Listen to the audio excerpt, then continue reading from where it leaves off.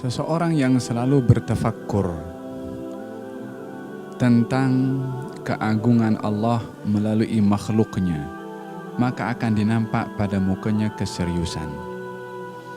Semakin orang itu dalam di dalam tafakkurnya, sehingga melalui tafakkur akan mengingatkan kepada Allah Subhanahu wa ta'ala, maka ingatnya kepada Allah akan melihat kepada kerdilnya dirinya sendiri. Bila mana seorang itu semakin kenal kepada Allah, akan semakin kenal kepada kerdilnya diri, hinanya diri. Maka orang yang menyadari kalau dirinya hina dan kerdil di hadapan Allah, mesti dia sentiasa berada dalam keadaan takut. Kalau berada dalam keadaan takut, ia berada akan dalam keadaan risau dan juga sentiasa berada dalam keadaan susah hati karena kerdilnya diri sendiri di hadapan Allah Subhanahu wa ta'ala. Itu sifat yang ada kepada Rasulullah, mutawasilul ahzan.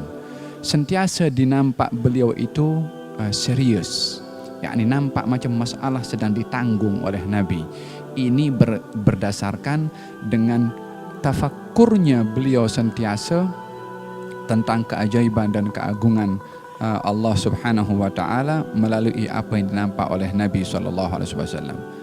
Satu hari baginda Rasulullah nampak awan, dan itu awan berhimpun.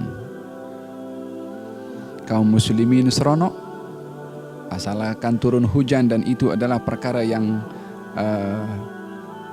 dinanti-nanti oleh kaum muslimin. Di saat kaum muslimin senang karena nampak awan berkumpul dan nampak gelap sebagai tanda turunnya hujan, dinampak Nabi risau dan mondar-mandir di rumahnya. Gal kata Siti Aisyah, kenapa wahai Rasulullah? Kalau aku risaukan bahwasanya ini hujan akan turun rahmat atau hujan turun sebagai satu bencana dari Allah Subhanahu wa ta'ala. Karena di antara bencana yang pernah diturunkan kepada umat sebelum Rasulullah adalah turunnya hujan seperti umat Nabi Nuh yang menenggelamkan semua makhluk yang ada di atas muka bumi ketika itu. Pandangan Nabi jauh. As-sahabah melihat, rahmat, mereka seronok. Tapi Nabi SAW karena sentiasa bertafakkur tentang keajaiban Allah Subhanahu wa ta'ala, keagungan Allah, dan sentiasa berada dalam keadaan risau tentang qada qadar Allah yang tidak diketahui kecuali oleh Allah Subhanahu wa ta'ala, maka Nabi dalam keadaan risau. Mutawasilul ahzan, yakni nampak Nabi sentiasa berada dalam keadaan macam menanggung beban. Kemudian daimul fikr, sentiasa bertafakkur. Kemudian laisat lahu rahah, Nabi tak ada masa untuk rehat. Kenapa? Kita dalam penyakit yang namanya stres, itu adalah penyakit pikiran. Otak berjalan, terkadang mata boleh pejam mata, tapi otak berjalan tak cukup rehat. Disebabkan oleh kerana rehat itu pada hakikatnya adalah pada otak sini. Kalau orang selalu otaknya berjalan, rehatnya mesti kurang. Baginda Rasulullah yang sentiasa bertafakkur tentang keagungan Allah Subhanahu wa ta'ala, sudah otomatik rehatnya pasti akan kurang. Sebab at-tafakkur tadi, kata Nabi SAW, tafakkur sa'a khairum min ibadati sanah. Bertafakkur sesaat lebih baik daripada beribadah selama 1 tahun. Kenapa tafakkur? Ini ibadah tertinggi kedudukannya, yang membawa kesan yang amat dalam. Ibadatul fikri atau ibadatul tafakkur.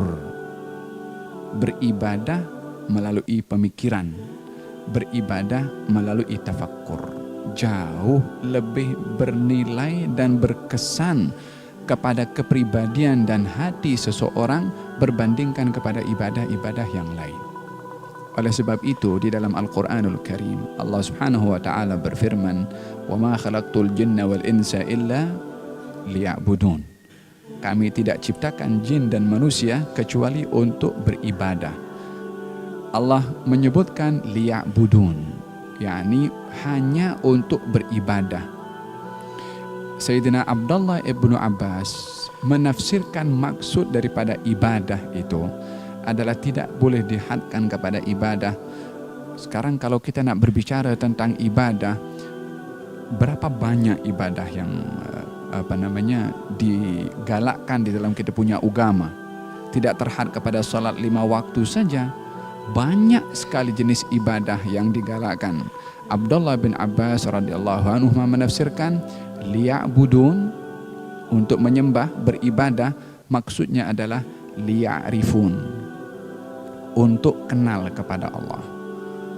Ma'rifat ini, kenal ini adalah ibadah fikir, yakni seakan-akan Allah subhanahu wa ta'ala mengikut penafsiran Sayyidina Abdullah ibn Abbas dalam ayatnya meletakkan hasr, batasan, matlamat, objektif kenapa manusia dicipta di atas muka bumi, untuk kenal Allah, untuk beribadah fikir, kenal kepada Allah subhanahu wa ta'ala. Liya'rifun, liya'budun, liya'rifun. Ibadatul fikri, beribadah melalui pemikiran. Duduk sesaat 5-10 menit bertafakkur tentang keajaiban, keagungan Allah subhanahu wa ta'ala terhadap diri kita. Wa fi anfusikum afala tubsirun. Dan kepada diri kamu sendiri, tidakkah kamu bertabassur, bertafakkur, berfikir? Wa fi anfusikum afala tubsirun. Dalam kata-kata athar, man arafa nafsahu arafa rabbahu.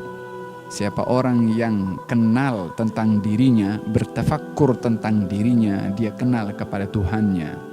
Ibadatul fikri, perlu kita untuk mengutamakan ibadah selain daripada ibadah yang biasa kita buat. Ibadatul fikri, ibadah tafakkur, untuk kita bertafakkur sejauh mana kita ini dekat dengan Allah subhanahu wa ta'ala, sejauh mana kita ini kenal kepada Allah subhanahu wa ta'ala. Idzan baginda Rasulullah daimul fikri, sentiasa bertafakkur.